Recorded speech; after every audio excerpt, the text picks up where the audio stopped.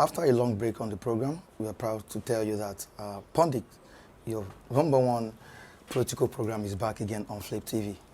Of course, it's been a while, to be sincere with you, but good to meet you today.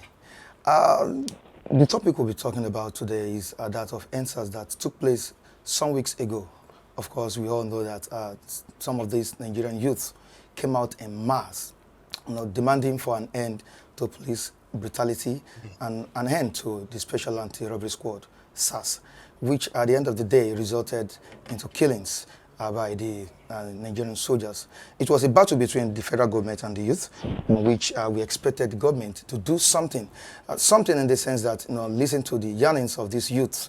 But aftermath of this protest, we still realized that the government has been clamping down on the promoters of NSAS and the protesters that demonstrated during this period. Okay, we have constant faces on pundits today. Of course, I don't need to introduce them to you. Let them introduce themselves. Good day, Mr. Mike. You're This is welcome. Matthew. Okay. It's a pleasure coming on this platform again Okay. to deliberate on this pertinent issue in our polity. Thank you very much. You're welcome. Ayodele. Glad to be here once again after a long time of break due to the NSAS protest.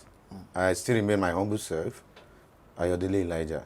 It's a pleasure being here once again. All right. Don't forget that these youths are demanded for an end to police brutality, and which the Inspector General of Police, IGP Adamu, that's Mohammed Adamu, came up with another unit called SWAT. But at the end of the day, the youth kept out adamant. They refused to leave the streets, which at the end of the day led to the massacre of some of them at Lekki Togit precisely, and this emanated into serious trouble in the country. All right, still pundits, I'll be right back.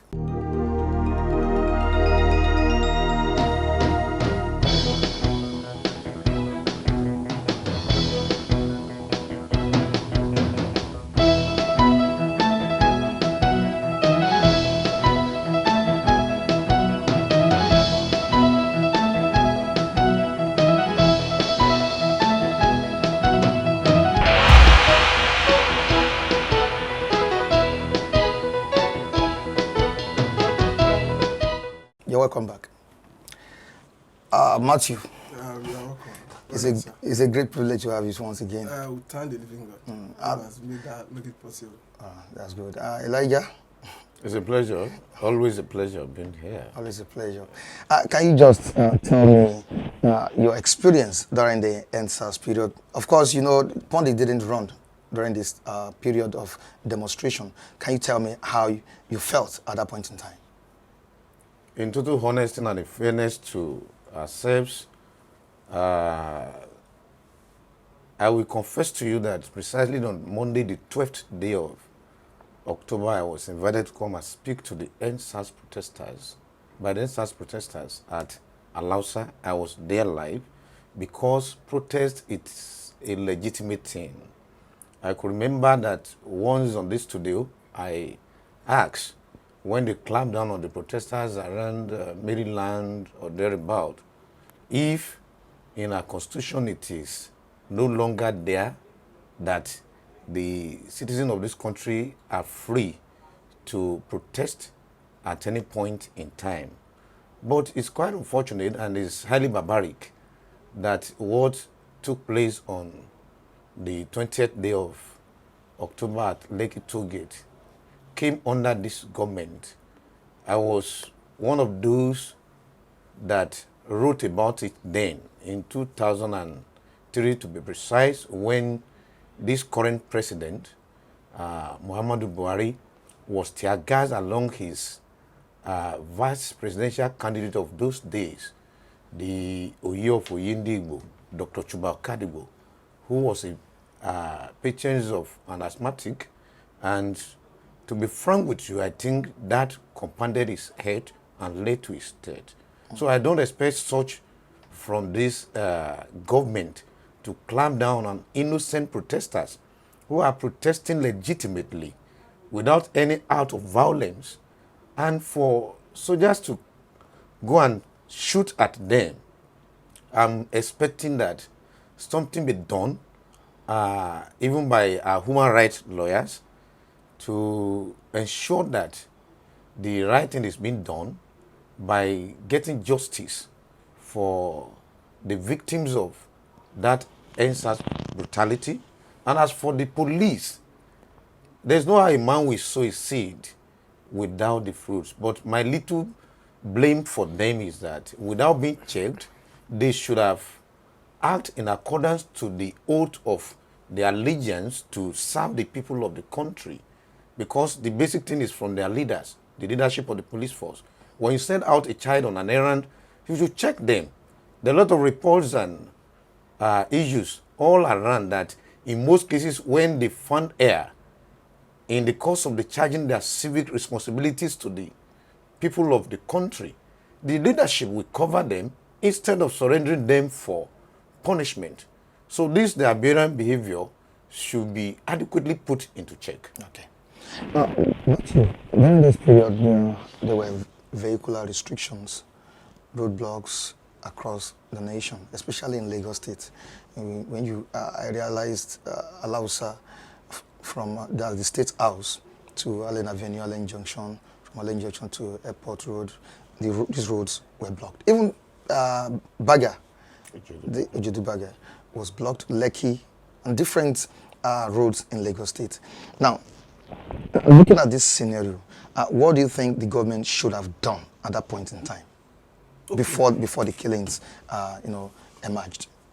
You see, actually, to set the record straight, the government mismanaged the situation. Because we can see the governor trying to shift blame. We can see the military high command trying to shift blame. We can see the presidency trying to exonerate itself from blame. It shows you that there is a wrong that has been perpetrated. Now, the roads you claim, or the roads that were actually blocked, was because of the shooting at the Lekki toll gate. Prior to that shooting, there was no anarchy. Okay. Now, what the government needed to do was to come to the protest ground, especially that Lekki toll gate, but that happened to be the epicenter of the protest, to address them.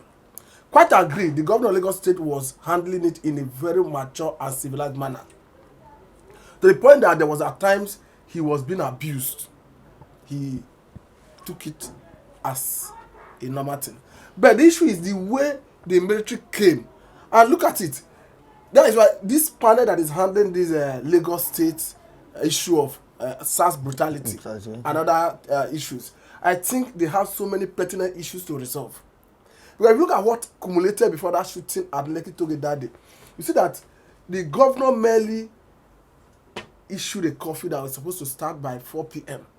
When Lagosians protested that the timing was wrong, it was shifted to commence by 9 p.m. And the military personnel came and started shooting before that 9 p.m.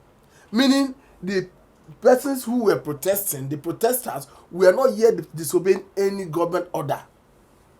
So the issue is, now, there are pertinent issues or questions that the panel is supposed to resolve. One, was it by coincidence that the CCTV at the Lekki toll gates was being disconnected before the shooting? You understand? Was it a pre-planned thing that the military moved all the way from Bonikam to Lekki toll gate and took position waiting for the CCTV to be disconnected? As if that was not enough, the billboard that had lights at that Lekki toll gate that could illuminate the environment was equally put off. Was it by coincidence? So these are questions that must be answered. And I watched the show of shame of Nigerian military in trying to absorb itself of culpability. Because you cannot tell me that as the commander of the armed forces, I mean Mr. President Muhammadu Buhari himself, as the commander of the armed forces, you are not aware, or the governor of a state will deploy military that is under your command without your consent. I don't think it's acceptable to, as a Nigerian, I don't think it's acceptable. For me, I think Mr. President should own up to dereliction of duty, to negligence, and apologize to Nigerians. Because by our standard, it doesn't matter how you look at it. if you say the governor requested for the intervention of the military, do you do it outside the consent of Mr. President? Where do the governor derive power to command the GOC of 81 division? Issues that is coming out from the respective panel of inquiries across states, you see that the protest of NSAS was a genuine one. I read about the one that's happened in Abuja, a lady that said his 2.5-year-old son was kidnapped. SARS was able to trace the boy to an orphanage home. At a point, they demanded that they should do DNA. And the woman was made to understand that somebody had bought that child for 8 million. As at the time they do the DNA test, the woman who perhaps may have bought the child started using money to lobby both the police and every other person. And at the end of the day, they told the woman that they have to come to Lagos to do another DNA test. But as I speak to you, by and large, up to now, the woman have not been able to take possession of her child. This is one of many of illegality of this SARS. And the swiftness to quit the police highest authority went and forced SWAT is questionable. And I quite agree with the position of the protesters who at a point refused to back down, demanding that government should do the needful, because in the time past we have seen areas and where government have promised to take action, they reneged. I can remind you the killing of IG Special Squad in Taraba State that happened recently. As at the last count, the Attorney General of the Federation, who took over the case for prosecution, charged the case to court without bringing the military captain and other military personnel to court, with a flimsy excuse that the military high command refused to surrender them for prosecution. So that's why I still ask question, with all this plethora of panel across the states, are we likely to see justice? The only area I'm feeling that we may have succor is because it has to do with compensation. Maybe the state governments, like the Lagos state government, who initially set up 200 million for purpose of compensation. The victims. Though they may increase it. Maybe that is the area we are likely to see justice. Okay, not that the presidency will eventually implement the outcome of all this panel. I have doubt about that. Okay, we'll come back to that. Ayodele, sometimes I ponder on what happened during that period, and I ask myself this question. Did these youth or the protesters took laws into their hands?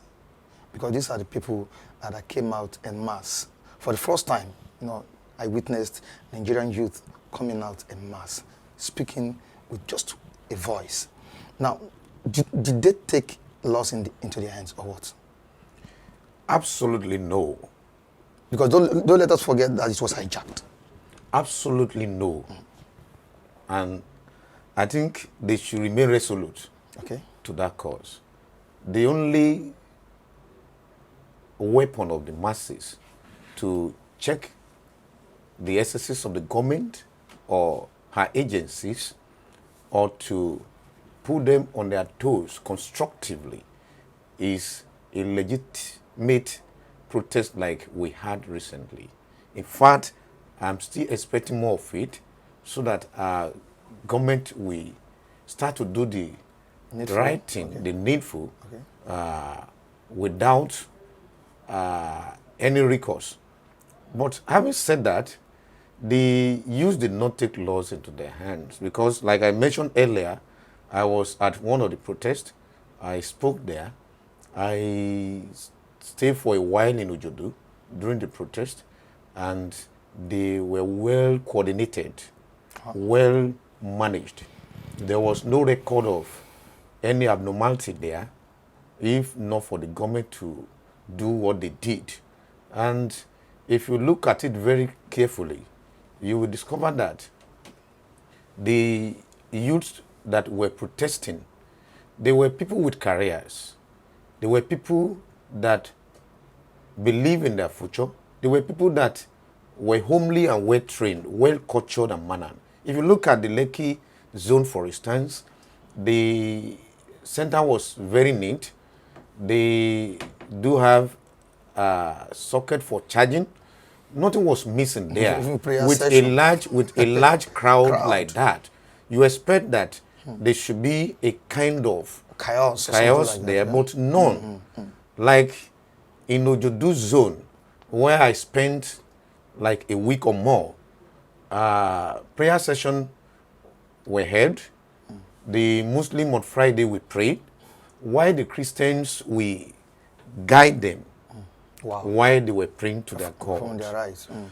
On Sunday, a pastor will come and lead a section for the Christian, while the Muslim Guide. we guide them, yet they were part of the programs. So all these things happen. You can imagine where you have large numbers of youth preparing food and sharing without bringing out cutlasses and other things to injure themselves, to show that they were well determined and prepared for this, well managed by the youth. coordinated. Unfortunately, like Mr. Mike rightly said earlier, that the government failed in addressing the issue timely.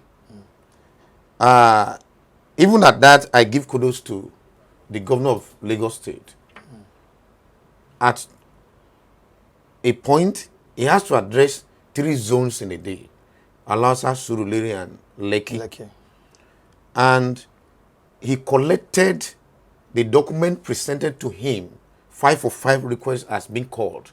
He took it personally to the president in Abuja, and they promised to do something about it. He has limited power when it comes to dealing with the requests of the youths. In the process of waiting for the response from the federal government that completely air, the thing got degenerated to the level. And that is how we found ourselves where we are today. For any sane man to come out anywhere to say that the youth took law to their hands, it's completely insanity. And I think such a person should check himself and maybe probably need to tell us more about how to take laws into hands. So, how and where we got the military involved in this, I think we need to ask ourselves some questions. But with the little military background I have, I was discussing it somewhere where I was invited to talk about it. Okay. And action. The governor has no right whatsoever to order shooting. But in military setup, the president will take the blame for that. There's something we call blanket order. Blanket order simply means that the president and the commander-in-chief of armed forces will give an order to the chief of army staff to carry out any assignment that has to do with the military under his command, even without seeing the president. At the point that such an order or assignment needed to be carried out. But I don't think same goes from the chief of army staff to the GOC. So if peradventure it doesn't come down to GOC level, as in that blanket order, which means what happens is just between the chief of army staff and the president. You will see by the time they go to sue people, if the blanket order does not come down to GOC, they will tell you that they don't have the power to give an order.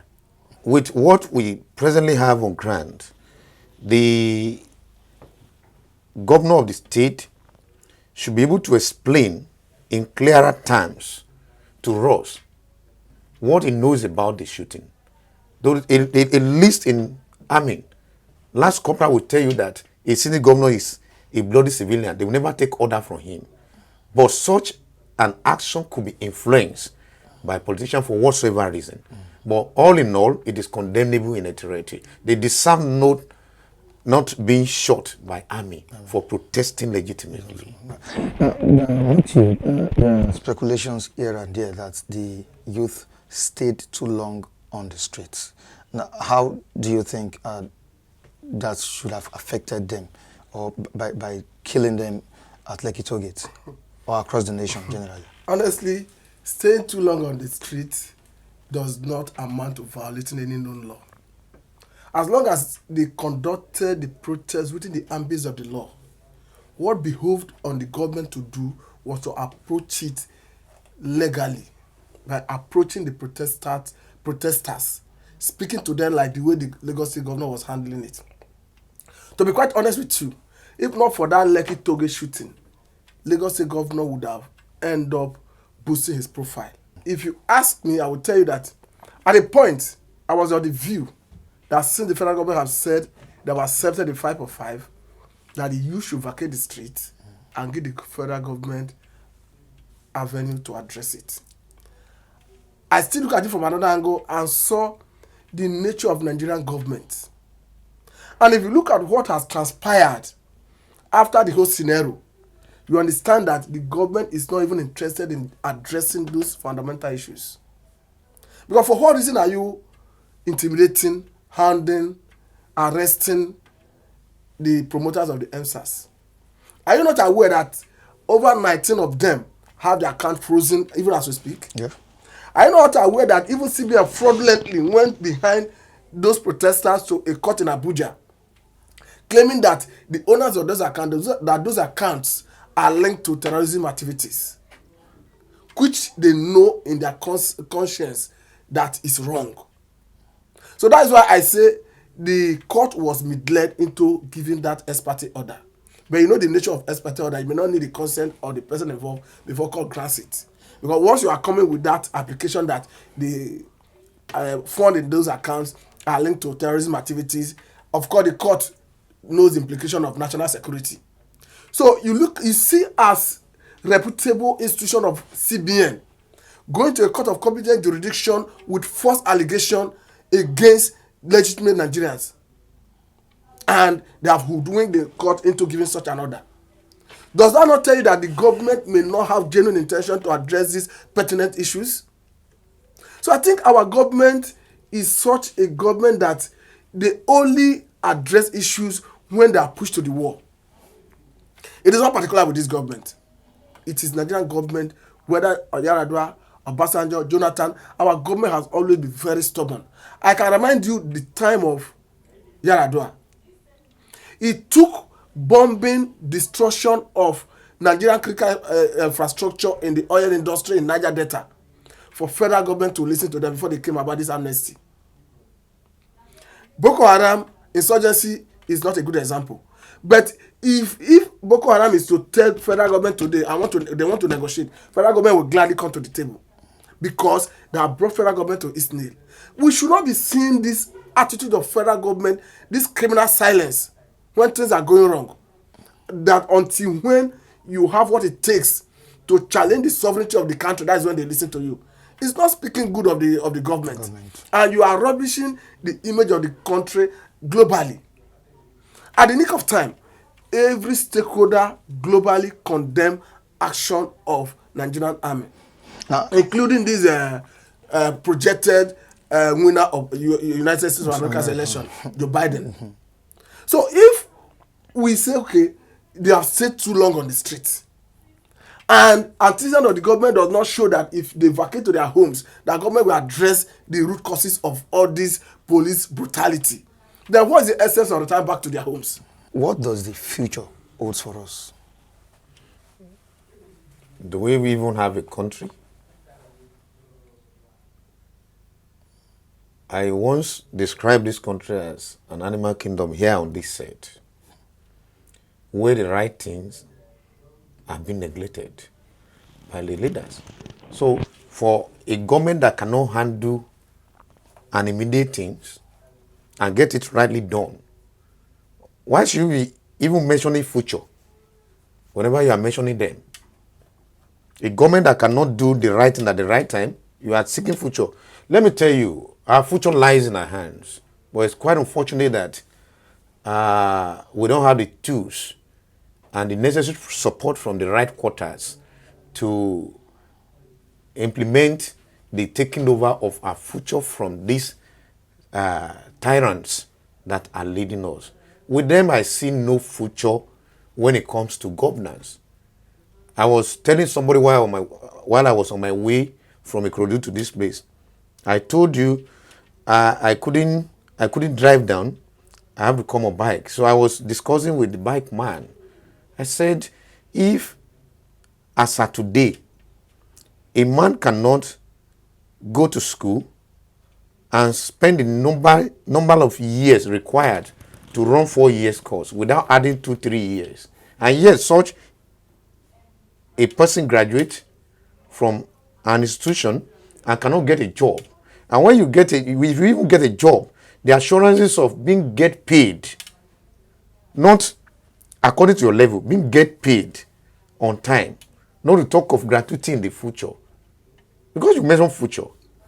So that's why you see a large numbers of youths being roaming the street, unemployed. And when you have the future of the country, if you want to talk about future, it's nothing other than the youth. But once the youth are disengaged, so the communists will soon face the rot. We don't have a future yet in our hands unless we amend our constitutions that we give room to a true federalism. If we cannot implement the recommendation of the 2014 confab, we don't have future yet. But just as I'm saying it now, if we want to talk about future for this country, for anybody in this country, for any government at any level in this country, we need to put in place a new constitution that will give us an institution that will direct us on how to govern ourselves, and we need a structure to be in place that whosoever emerge as a winner at any level of government, we have a structure by which they follow. Donald Trump is losing to Joe Biden in America, but if anybody is coming to that seat, they have a structure by which they govern America.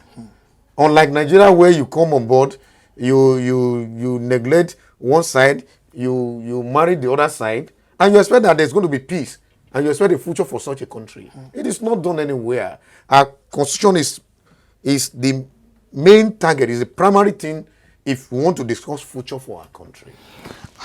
Very good one, Elijah. Matthew, are you optimistic? Do you see a future in Nigeria? There can be future if the needful is done. Okay. Because I see Nigerian states, I see Nigerians as children of an irresponsible father who their future can only be guaranteed if they are ready to take their destiny in their hand. What am I trying to say in effect?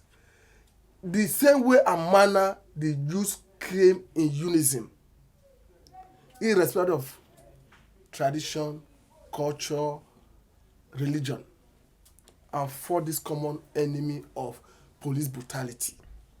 I think in the same vein, the youth should come together and form a front legitimately to wrestle power from these criminals in government houses.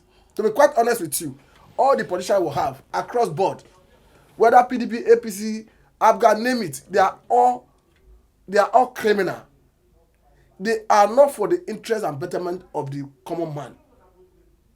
They are only, if you look at their synergy currently now, all they want to do now is how to hound, how to coerce, coming together to make sure that they coerce this youth, they hound them, they gag them, so that they don't come up tomorrow to think of wrestling power from them.